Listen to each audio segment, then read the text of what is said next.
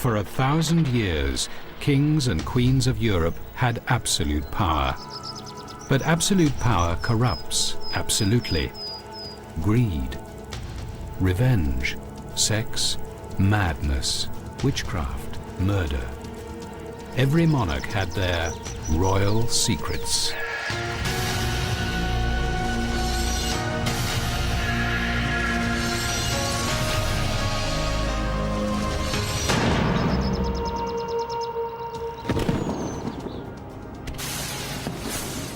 Every year on the 5th of November, the British celebrate a plot to kill a king.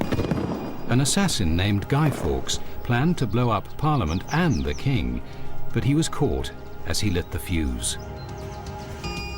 Guy Fawkes was one of many assassins who have plagued royalty. Kings were constantly on their guard because anyone, foe, friend, or even family, could be plotting to take the crown. Most murder attempts failed, but the debauched Edward II of England, French peacemaker Henry IV, saintly King Wenceslas, all had a date with assassins.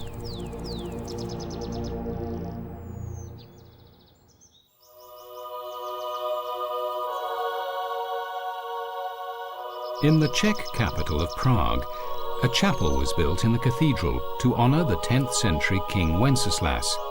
Murals on its walls depict the king's life and sudden death.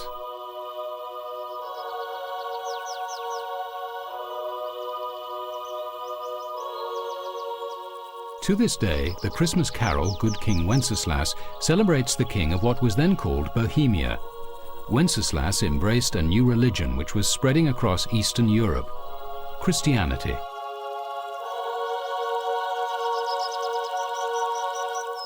The arrival of Christianity tore families apart in the kingdom. Many still worshipped pagan idols.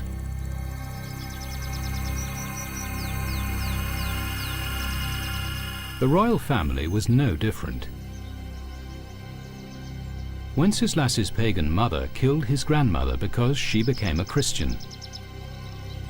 And he had a younger brother, Boleslav, who kept the pagan faith. When Wenceslas inherited the kingdom, Boleslav's resentment of his Christian brother festered.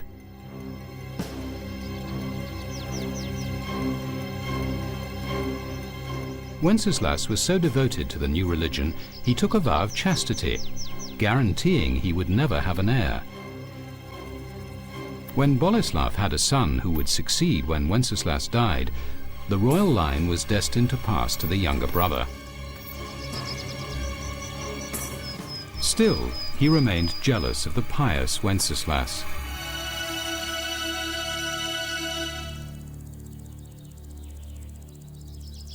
Suddenly, in the autumn of 929, Boleslav declared he was converting to Christianity. He built a church and invited King Wenceslas to attend its dedication. The king was overjoyed at his brother's turn of conscience. He left the capital Prague to travel to the new church at his brother's stronghold, Stara Boleslav. The younger brother gave Wenceslas a warm Christian greeting when he arrived.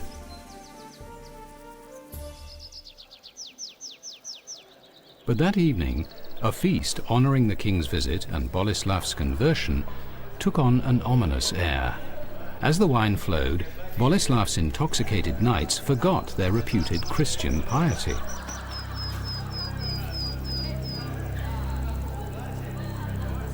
The drunken knights grew boisterous and then turned abusive as they insulted Wenceslas. His brother Boleslav did little to restrain them.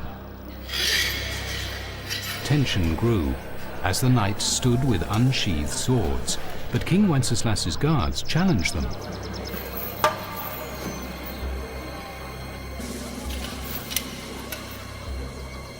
Boleslav finally called his men to order, averting a deadly showdown in public.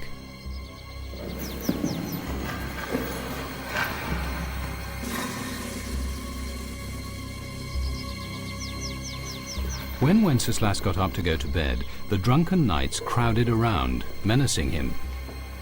The king mustered all his royal authority to force his way out.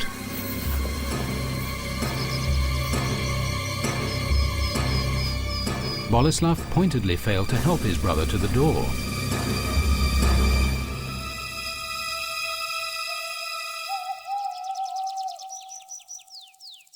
Boleslav's new church was to be consecrated the next day.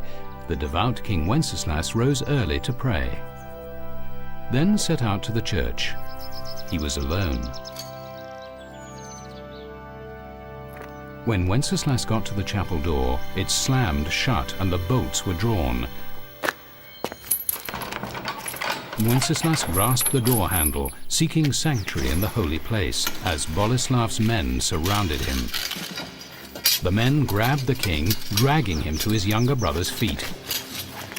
Boleslav raised his sword and declared, "Yesterday I served thee as I could. Today, behold how brother serves brother."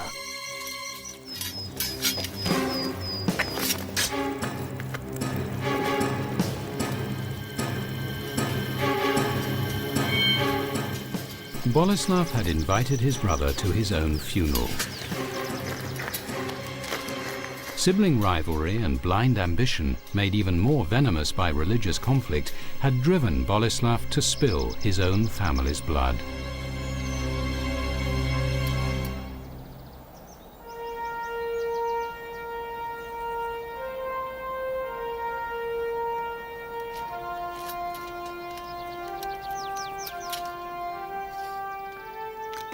With Wenceslas dead, Boleslav seized power and vowed to rid his country of the new Christian religion. But the king's murder brought on a strange series of events.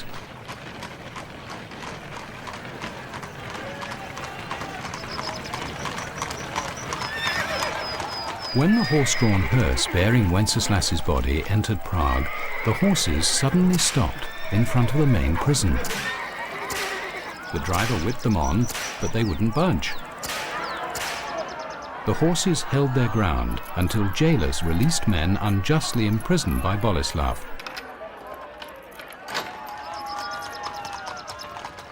Only then would the horses move on.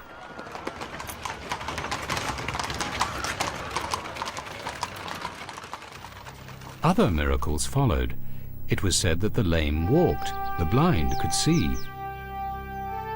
When the Pope heard of Wenceslas's martyrdom, the murdered king was declared a saint.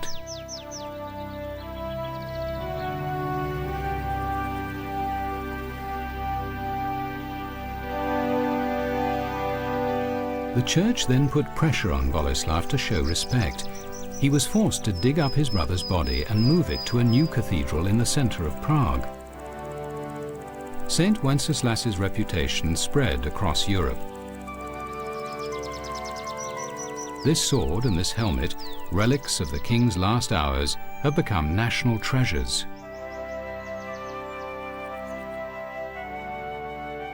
Boleslav's ambition to grab a place in history failed, as Bohemia became a Christian nation, and Wenceslas became its patron saint. And every Christmas, children sing carols about good King Wenceslas, not about his murderous brother.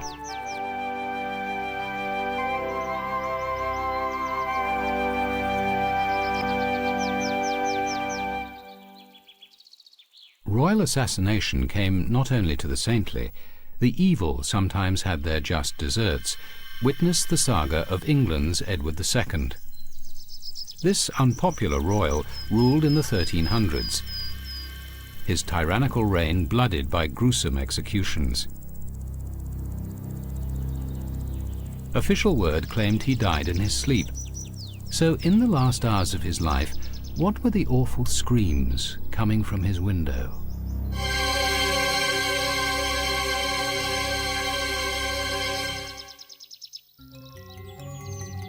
Edward flouted the rules of monarchy. He ignored senior advisors, insulted barons and nobles, confiscated their lands, and squandered the treasury on the whims of his favorites. Some of these young men were rumoured to be his lovers. Edward was forced to make a diplomatic marriage to French Princess Isabella, but he soon neglected her and returned to his male lovers. Alienating both the nobles and his wife, King Edward had made a powerful set of enemies. The Queen took a lover, Lord Roger Mortimer. To be rid of Isabella, the King sent her to France as his ambassador. With the Queen gone, Edward accused her lover, Mortimer, of treason and condemned him to death in the Tower of London.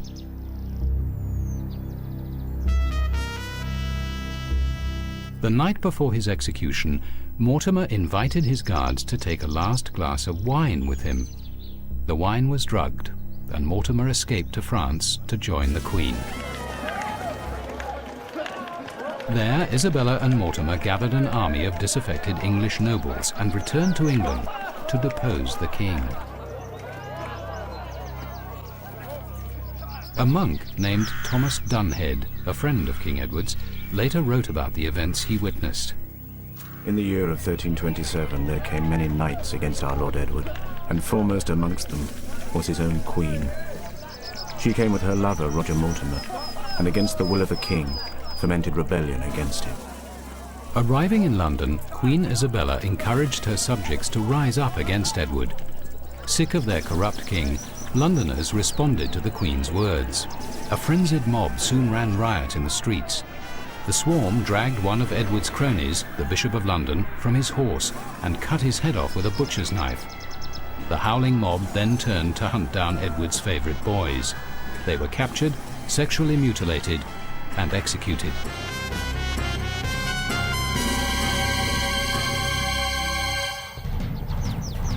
Edward realised all was lost and fled towards Wales, hoping to catch a ship to Ireland.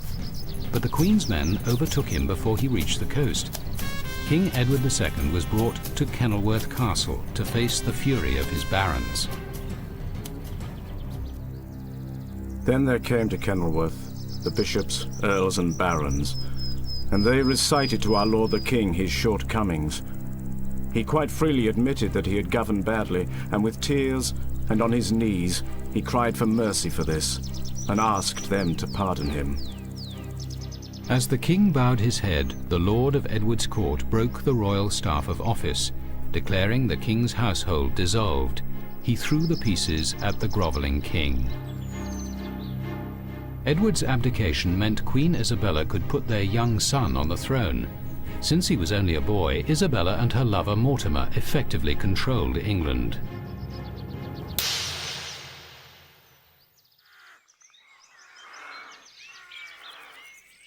The disgraced king was locked up here at Berkeley Castle, while Isabella and Mortimer pondered Edward's fate.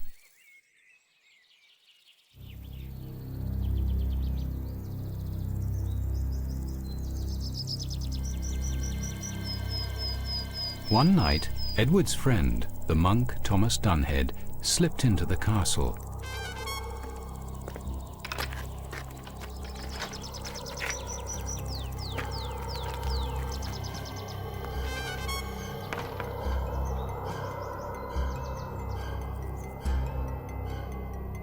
Under the guards' noses, Edward and Dunhead escaped.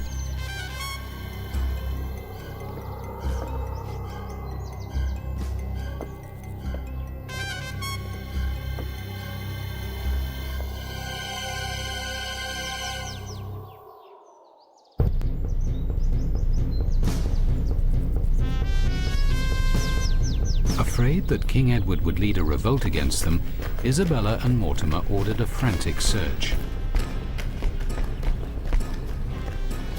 Within a few days, Edward was recaptured and thrown back into the dungeon at Berkeley Castle. A hideous fate awaited him.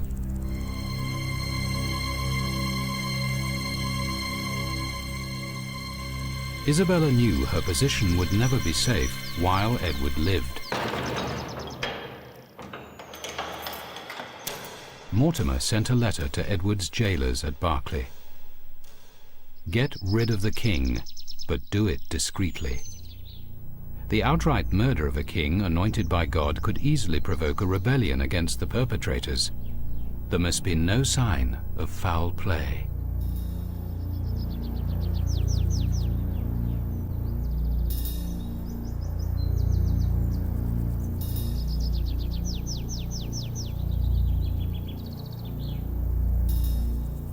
While Edward was kept in his cell, a pit next to it was filled with rotting animal corpses. Though the king lay for days gasping in the putrid air, the toxic fumes failed to suffocate him. Another method had to be found. The solution the assassins reached was ingenious and horrific. The monk Dunhead described the terrible events. They came rushing in on him suddenly, as he lay in his bed. They thrust a red-hot plumber's iron up into his bowels, through a funnel put in at the fundament, burning thereby his inward parts.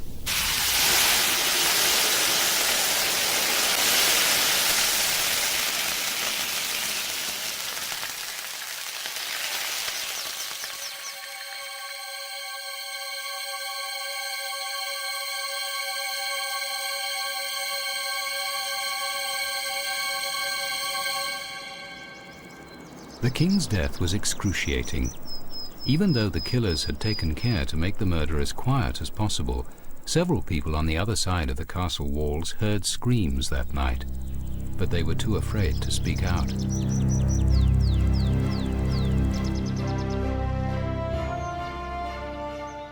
The official announcement said King Edward died suddenly. As he lay in state, no visible marks of violence were seen on his body. Edward was buried in Gloucester Cathedral, and a veil was drawn over the events. Rumours flew, but afraid of sharing the king's fate, no one dared to claim he had been murdered. Even the monk Thomas Dunhead refused to accuse Isabella and Mortimer, his new rulers. With regard to the king's decease, I prefer to say no more about the matter, for sometimes lies are for the advantage of the many, and to tell the whole truth does harm.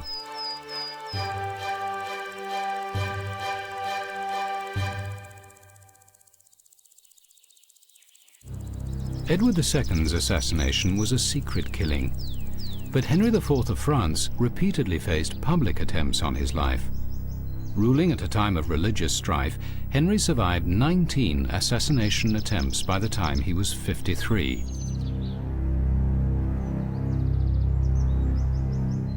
The king had already been almost strangled, and a stabbing had left his face permanently scarred. After yet another assassination attempt, this time with poison, Henry had all his food tasted. When his personal cook was away, the King of France dined only on boiled eggs.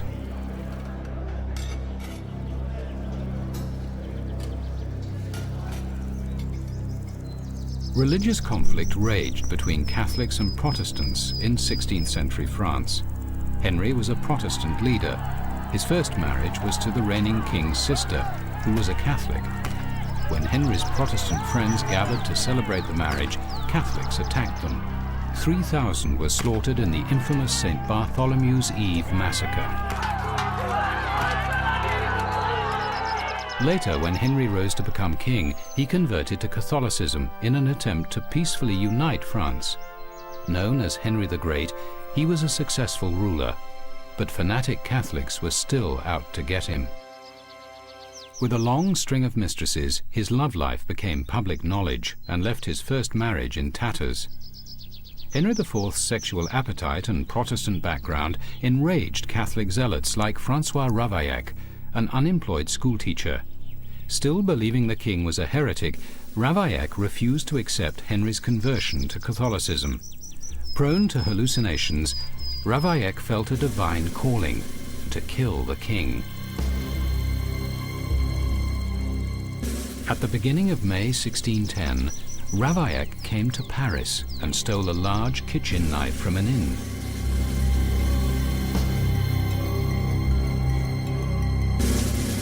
For days he stalked Henry, but he couldn't get past the king's guards.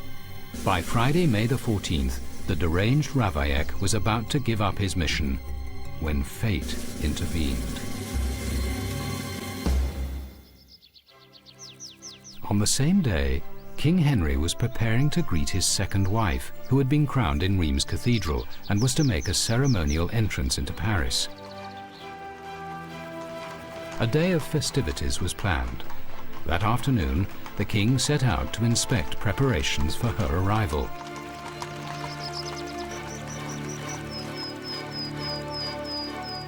It was a warm, sunny day as Henry rode in an open carriage. He left the Louvre Palace and moved along the Rue Saint-Honoré before turning into the Rue de la Ferronnerie.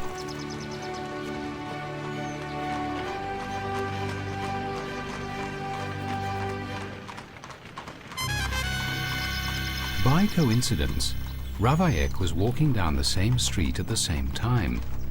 As the king's carriage passed, Ravaillac realized a God-given opportunity had come his way. Henry and his companion were completely unaware of any danger to the king. After surviving 19 attempts on his life, Henry's luck was finally running out.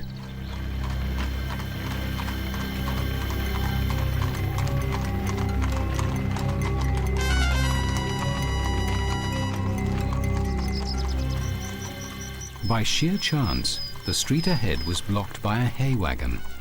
The royal carriage came to a stop. The king's security guards rode ahead to clear the way, leaving Henry unguarded. Ravaillac seized the moment.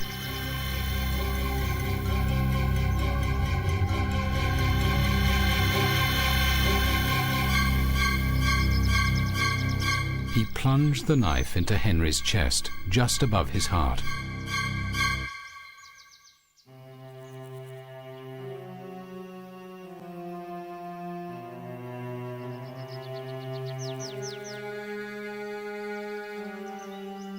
Henry IV died instantly, but his death was concealed from the public for fear of riots.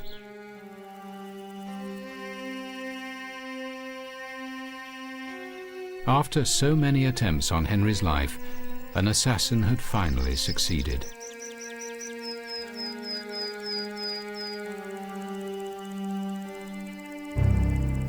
Ravaillac was taken for questioning to the Conciergerie, the infamous torture chamber of Paris. Royal security guards were convinced Ravaillac was a pawn in a conspiracy to overthrow the crown and impose a strict Catholic state on France. He was tortured to name his accomplices. His foot was crushed in a vice known as the boot. The arm that wielded the knife was plunged into burning sulfur. His flesh was first torn off with red-hot pincers. Then he was drenched with molten lead and boiling oil. The torture lasted 2 weeks, but throughout his ordeal, Ravaillac swore he acted alone. His torturers finally accepted he was telling the truth. On the 27th of May, 1610, Ravaillac was taken to Notre Dame Cathedral to atone for his crime. Then he was led here to the Place de Grève, the public execution square. A huge, furious crowd was waiting. The assassin's arms and legs were roped between 4 strong horses. They pulled in opposite directions.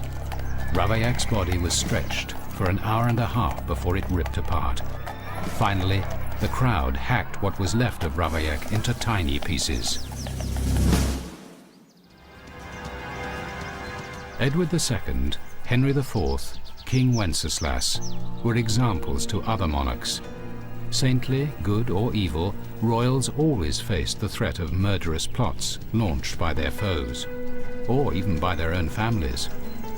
The assassin's message was clear: a king can never trust anyone.